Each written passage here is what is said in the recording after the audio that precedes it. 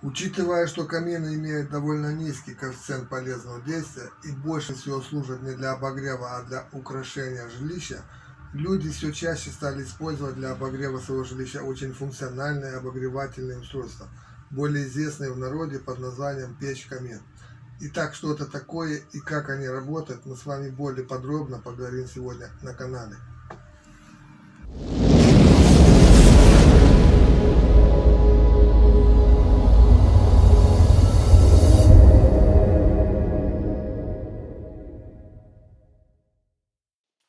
Всем привет на канале Стройвагон ТВ. Улучшить обогревательные свойства камина можно, если сочетать в процессе строительства обогревательные качества отопительной печи и красоту внешнего вида камина.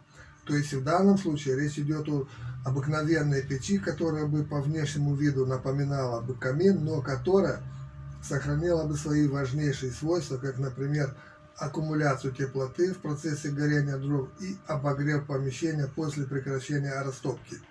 Такая печь получила название как печь-камин, и на сегодняшний день ее можно встретить очень часто среди населения.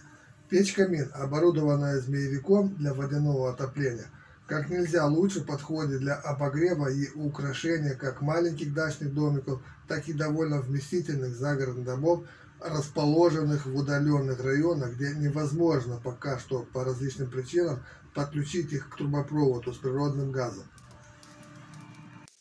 Перед вами самая обыкновенная печь-камин, которую можно облицевать, как и камин, самыми разнообразными облицовочными материалами или сделать из кирпича под расшивку швов.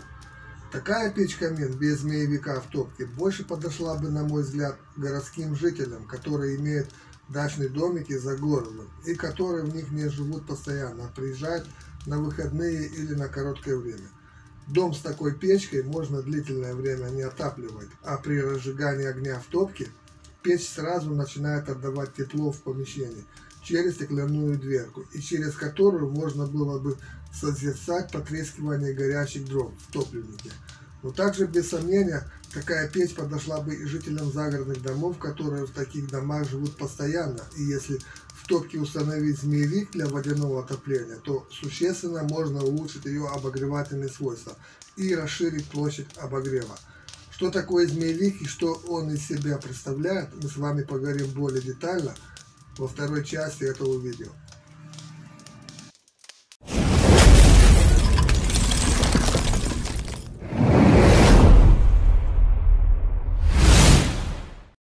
Очень часто отопление дачных домов и других жилых помещений осуществляется с использованием печей-каминов, в которых монтируют самодельный генератор тепла из листового металла или из стальных труб, более известные в народе как змеевики или водяные контуры. В данном случае рассмотрим конструкцию водяного контура, который собран из стальных труб диаметром в 2 см и который объединяется в трубчатый коллектор диаметром в 5 см. Общая площадь поверхности нагрева такого устройства может составлять до 1,5 квадратных метров. Таким образом, во время растопки печи вода в водяном контуре нагревается до максимальной температуры и, циркулируя в нем, направляется по трубопроводу к радиаторам системы водяного отопления дома.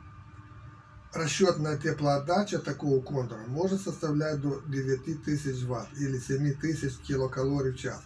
Размеры именно этого водяного контура составляют в длину 60 см, в высоту 40 см, а по ширине 35 см. Весит такой змеевик не более 25 кг, но вес зависит, как вы все понимаете, от толщины стенок металла, ну и от диаметра труб. Теплопроизводительность любого водяного контура должна восполнять потери тепла помещений дома в наиболее холодный зимний период. Поэтому размеры водяного контура выбирают в соответствии с суммарными теплопотерями помещений дома.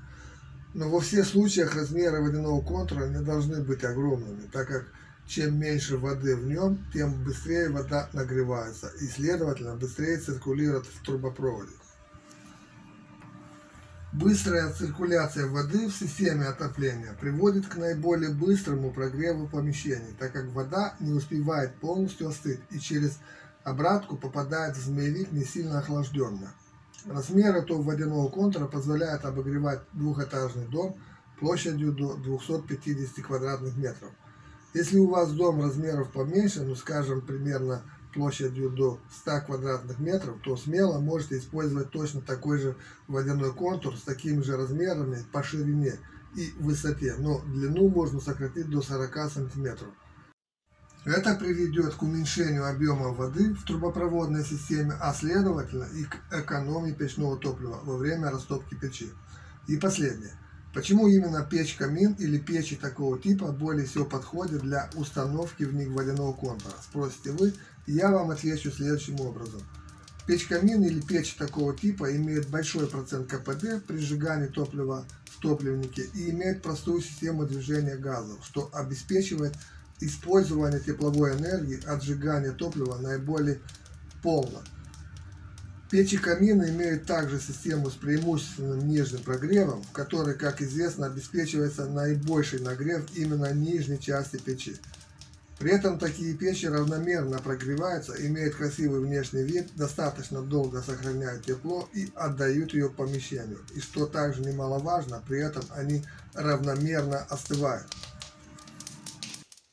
На этом все. Всем спасибо за внимание. Жду, как всегда, ваших комментов под этим видео. Хочу напомнить вам, что более подробную информацию вы найдете на страницах сайта stroyvagon.ru. Тем, кто смотрит наш канал впервые, просим оформить подписку на новые обновления нашего канала. Думаю, что очень скоро встретимся опять в новом выпуске. Ставим лайки, комментируем это видео, распространяем это видео и оформляем подписку.